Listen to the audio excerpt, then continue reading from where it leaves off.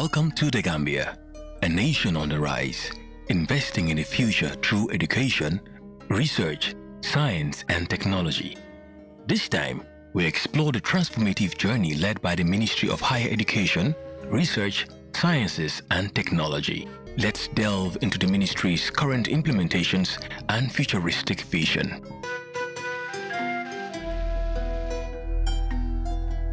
The Ministry of Higher Education, Research, Science and Technology is implementing a reform agenda. And this reform is focused on expanding access, and equity.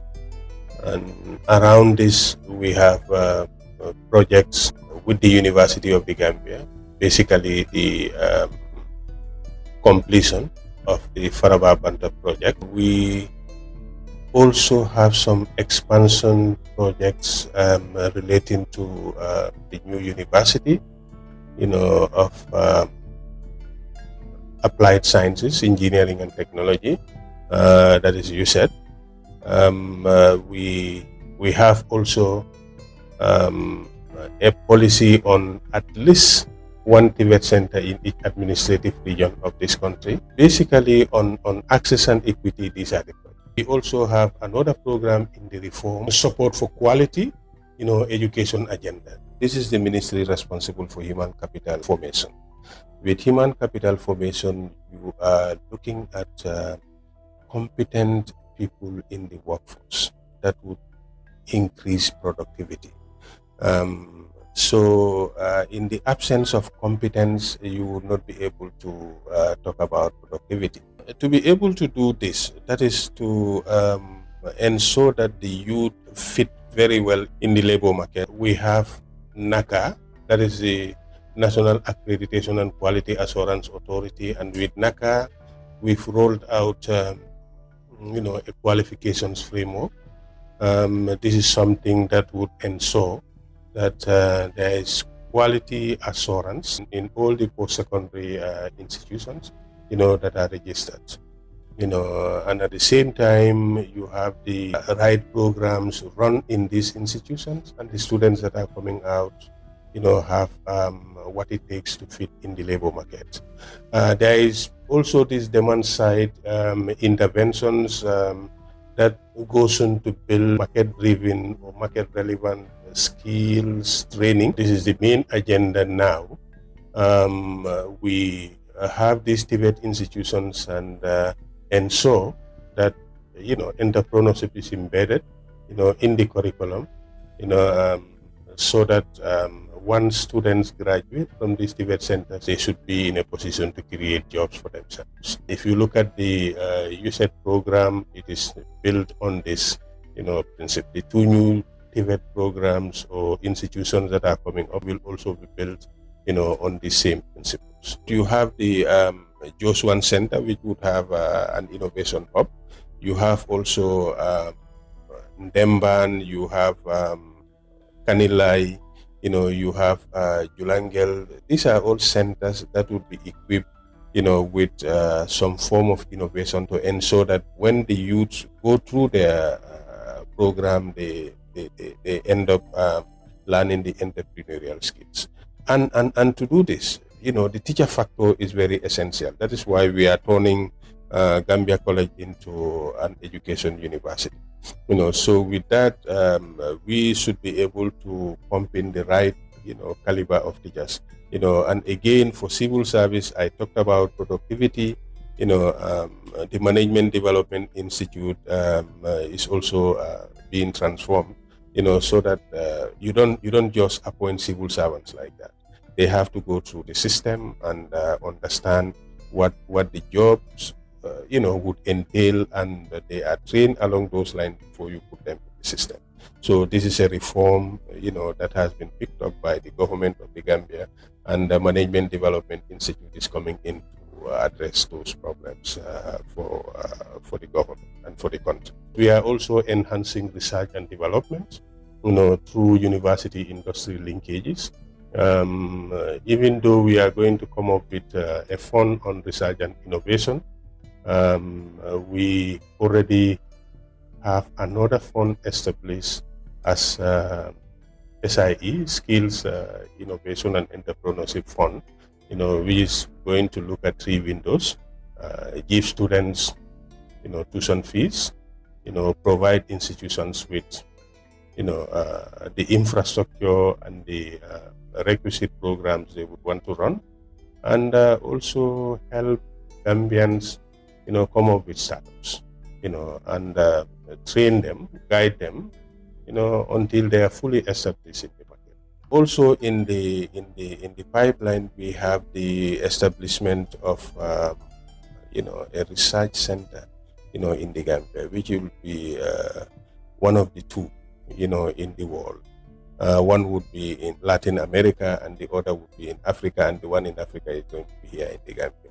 You imagine a situation where top-notch researchers be gathered in the Gambia looking at solutions, for the world and for the Gambia. We are very much concerned about the financing, of tertiary and higher education institutions in the Gambia.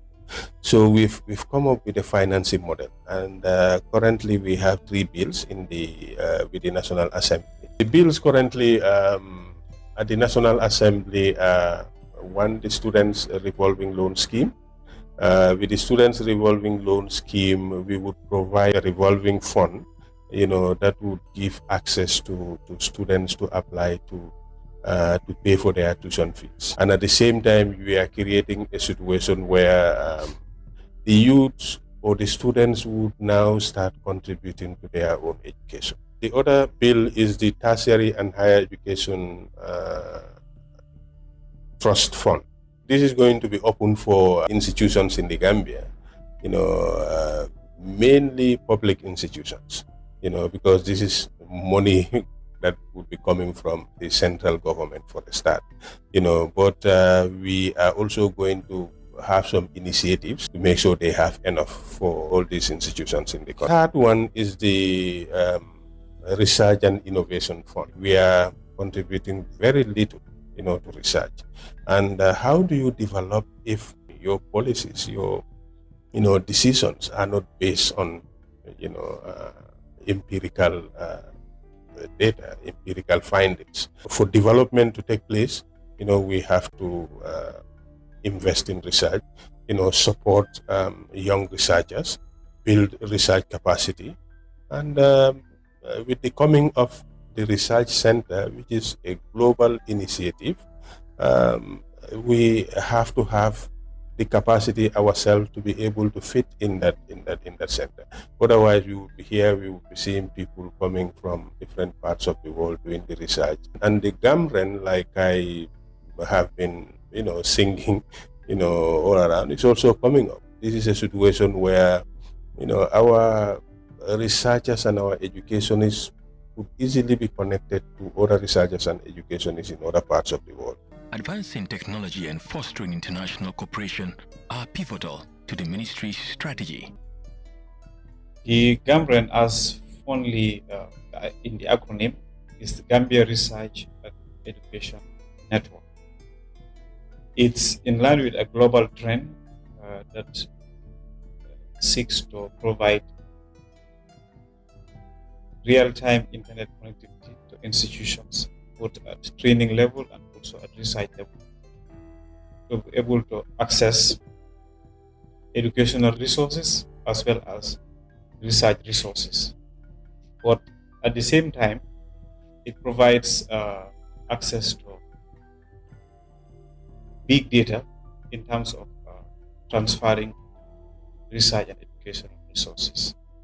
It's an initiative that has been done within the framework of the WADI project that is being run by Ministry of Communication and Digital Economy and the Ministry of Higher Education. In terms of progress, we've gone a bit far, because already a needs assessment was done to see what would be the unique requirements of establishing a REN in the Gambia, because there will be connectivity issues that needs to be factored in, that is in terms of internet, but at the same time, at the level of the institutions, there needs to be a platform that would support the effective functioning of the REN. So all that has been done, and at the level of the institutions, the UTG has been piloted to serve as the institute where it will be done. And already the needs assessment was done in terms of the ICT equipment requirement of course the REN, and the point of presence, which is called the POP, will be at the East London site, and with support from Gamtel, we will be doing the backhauling. In terms of governance, there's a steering committee that has been established and co-chaired by the two PSs of Mokti and Mohas, and a technical team looks at all these aspects in terms of providing the internet connectivity, in terms of ensuring that since we are going to be connected through the Wellingara backbone, which Wellingara being the West and Central African REN, which will also connect us to the global REN. And in terms of services, there is a lot that the institutions can benefit from. You can have single sign-in, and in this, what you mean is, if you are a student that is at UTG, if you are connected to a network that is under this REN, if you are to go to MDI, you don't need to ask for a security password. Just get connected. They have edu-roam services where even if you roam outside the Gambia, and if you get to any network router that is connected to the REN, with your single sign-in, you can access resources. And the system allows the opportunity for the institutions to create their own online team systems, like in terms of meetings and a lot of other ICT opportunities. We had initially identified all the equipment requirements for establishing the REN, for the equipment you will need at the POP, which is the landing site, what you will need at the backhauling end, the secondary exchange, and what you will need at the last mile. The last mile meaning where exactly the number of routers and also the transmitter points that you will need at the level of the last. So all of that was done, and now we are working in line with World Bank regulations for a design and build procurement process to ensure that the pilot institute, that is UTG, will be lit in terms of a REN before the end of 2024. And this, as part of the plan, is expected to connect all other public and private research and training institutions, since it is a system that is here to serve every individual operating within research and education institutions. Organization of Southern Cooperation, as called OSC, have reached out to the Gambia to provide support in building capacity research, processing new facilities. So at the side of the recipient end, which is the government of the Gambia through the ministry, we are working on the logistics to see where to domicile the multidisciplinary lab. At the initial stage, we are thinking of putting the first labs at the UTG Farabak campus, whilst we look on the logistics for ensuring that we have a dedicated space to build the multidisciplinary labs. And in terms of prioritizing which areas we will look at, a technical committee comprising members from OSC and also the Gambia here, looking at involving researchers and also people in public policy. We've done that in line with the national development priorities as outlined in the IROA. So we are working on the first draft in terms of implementation roadmap, which will be shared by the end of this month for OSC, and then the implementation will get started. And as it is, the OSC research facilities will hire competent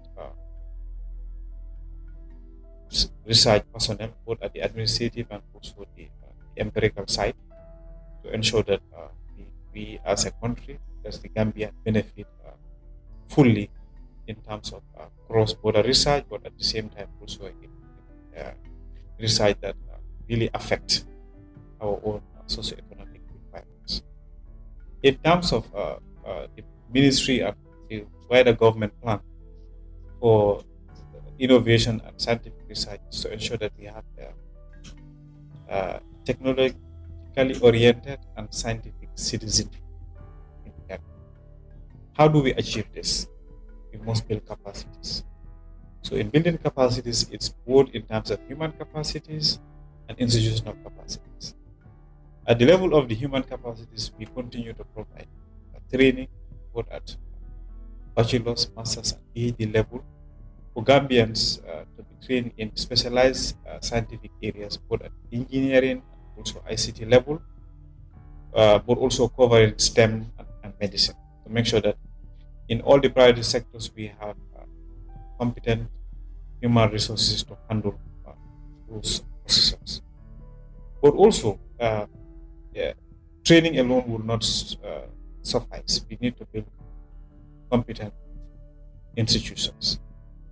For this, the government's futuristic policy view was to establish USEC, Gambia's first premier university of applied science and technology. The new edifice in the USEC Brikama campus is expected to complete in November, mid of November 2024. But at the same time, it doesn't stop only that. You provide it with the much needed laboratory equipment and teaching facilities.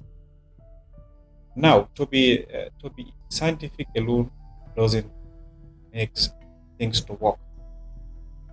The global trend is to ensure that you have scientifically oriented individuals that ensure that they are innovative and entrepreneurial in nature.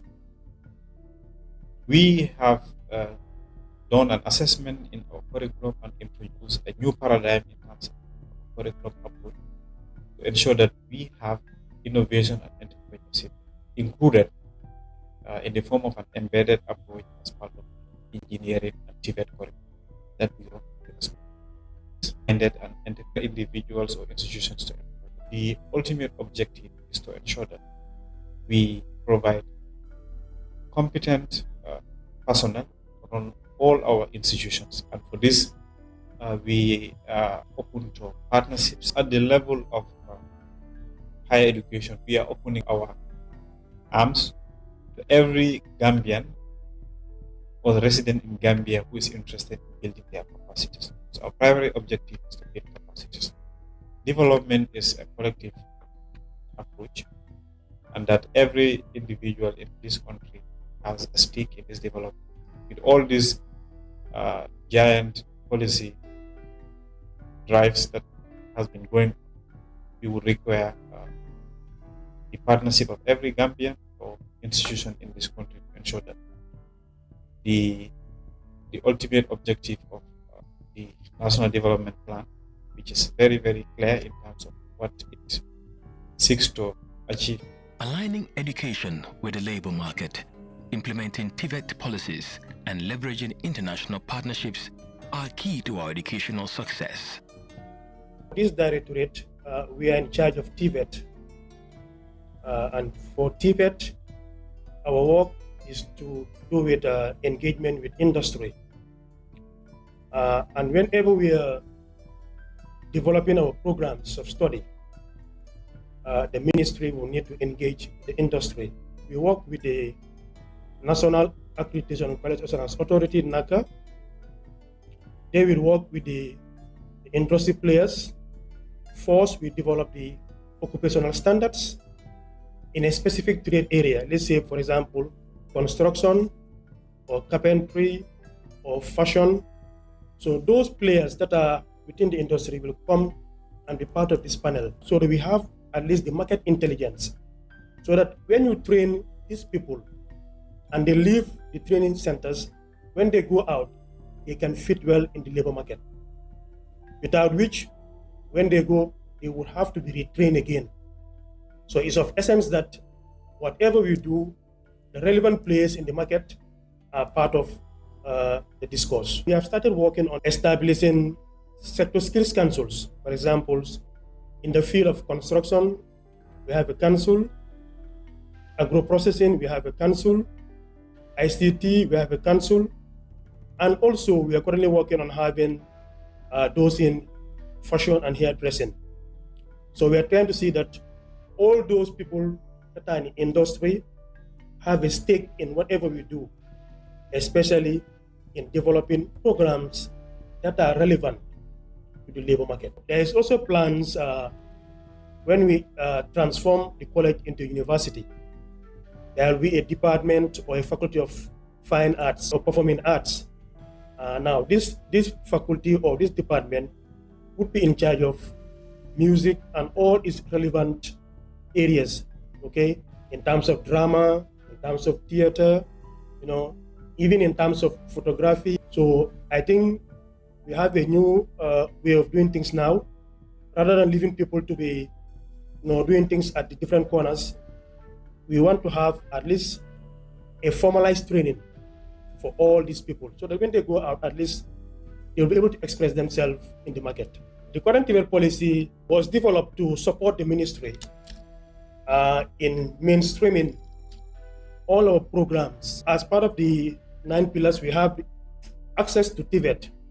How do we ensure that people are able to be part of the TVET ecosystem, most especially those in the rural areas? So we ensure that at least every Gambian has the opportunity to participate in the TVET education of the Gambia. So currently we are building TVET centers. Also, we have the plans to establish an agro-business TVET center in the CRR, one on fisheries in Combo South. So these are some of the developments we want to do in terms of increasing access to TVET.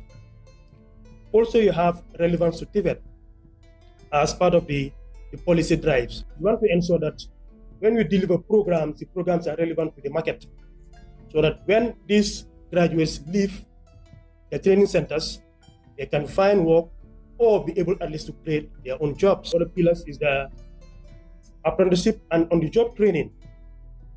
Now you find when you go out, you find workshops here and there in the country. So how do we support those people? And how do we support people already in their jobs to enhance their skills and ability to perform? Okay. We also have, as one of the pillars of the policy, trying to digitize the TVET ecosystem, so that at least people can be using digital tools to be able to train in TVET and be able to access information through that. Another one is TVET data management, which is very important. Without the data, we cannot be able to at least to ascertain making the right decisions. So it's of essence that data is very crucial in supporting our initiatives.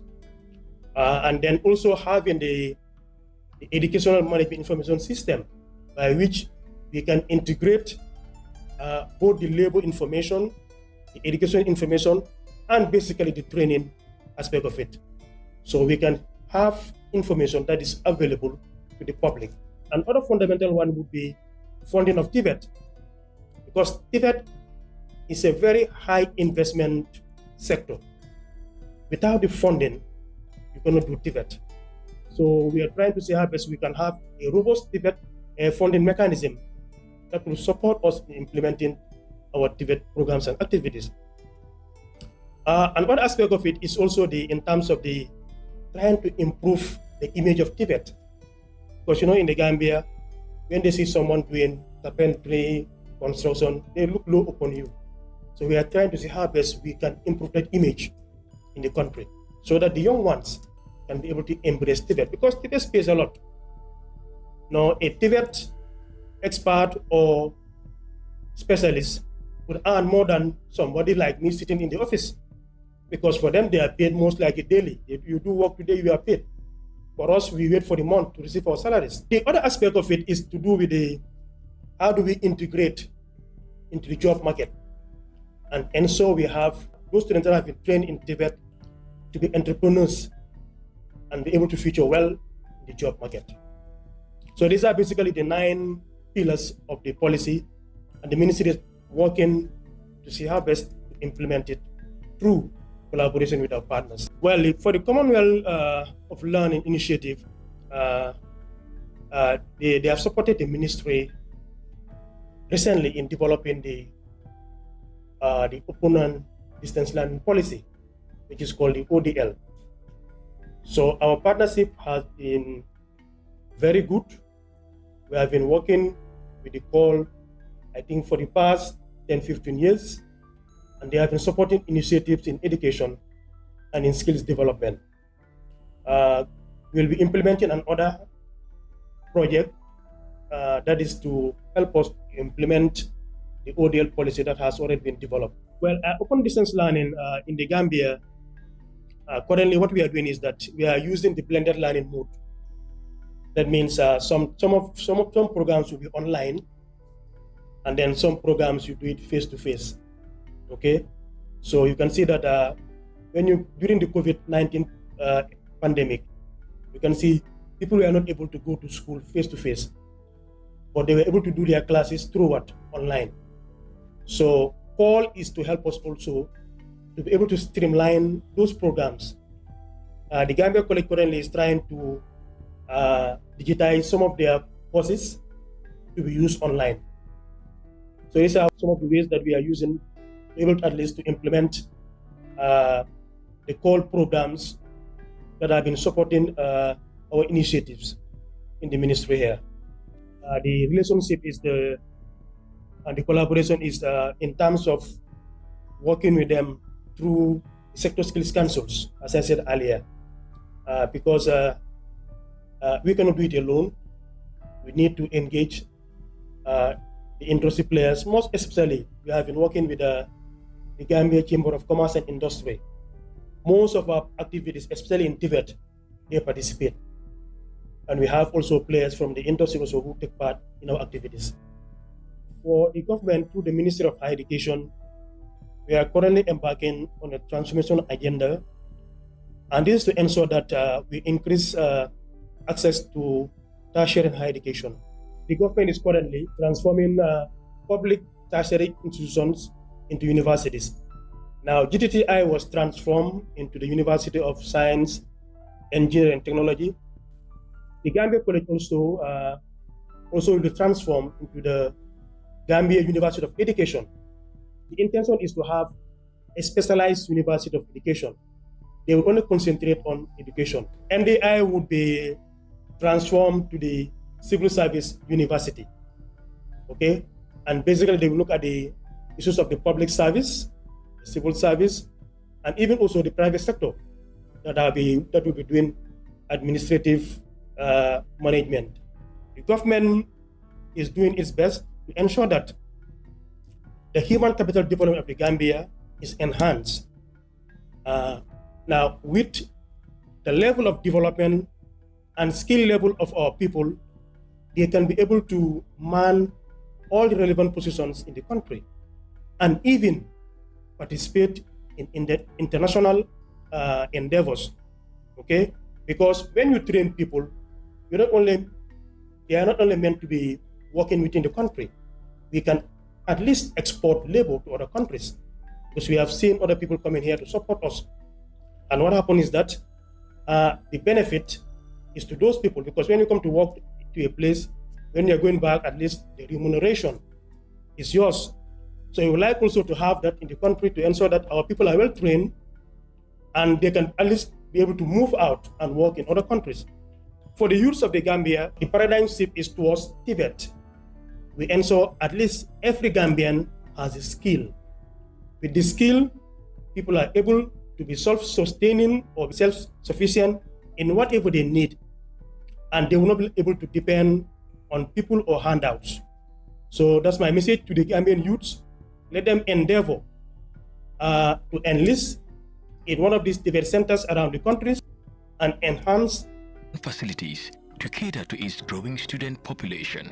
The establishment of the University of Education in the Gambia comes as a result of the transformation that is taking place in the tertiary and higher education sector. the Gambia College is being earmarked to be the University of Education, where it will bring in the School of Education of UTG, and we will also hand over our 3 other schools, that is the nursing, the public health, the agriculture, to the University School of Medicine and Allied Health Sciences, and our agriculture school will go to the School of Agriculture and Environmental Sciences of the university. So we will take over the School of Education of the university plus our School of Education to establish the new University of Education. The plans include the rehabilitation of the existing facilities at the Birkama campus. There are also 2 new blocks being built, and there we will also continue to expand on the accommodation as far as the increase in numbers would be factored in the new University of Education. The basic college helps us in the reaching out to people who under normal circumstances may find it difficult to come to Birkama or areas to stay. So there the people in rural Gambia, and you will see that women who are married and have young families who under normal circumstances would not be able to leave their families to come to Birkama for one reason or the other would now have access to tertiary and higher education. And also because some of the teachers that are trained in the urban areas may not want to be posted in the rural areas.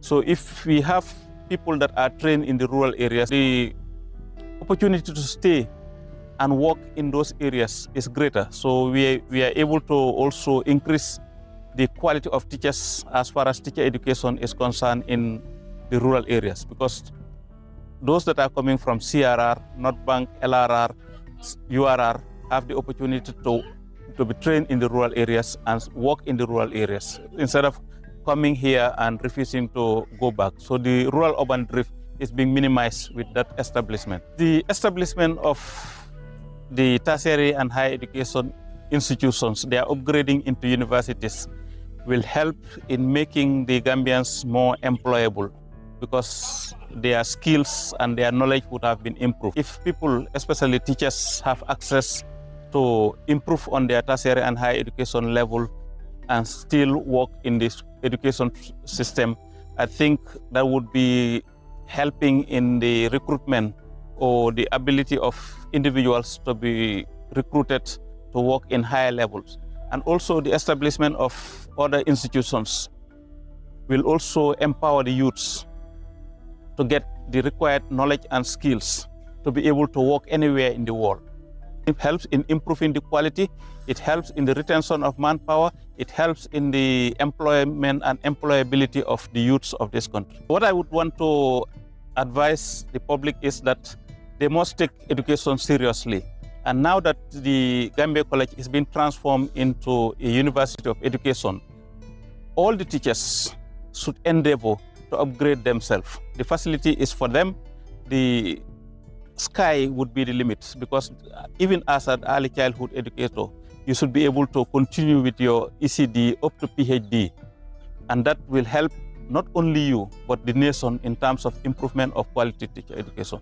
So everybody should come on board, get recruited, study, improve on yourself, and benefit the nation. The Ministry of Higher Education, Research, Science and Technology is paving the way for a brighter future in the Gambia, where knowledge and innovation drive progress. This is brought to you by the Ministry of Information as part of its public consultation and popularization of the government agenda initiatives.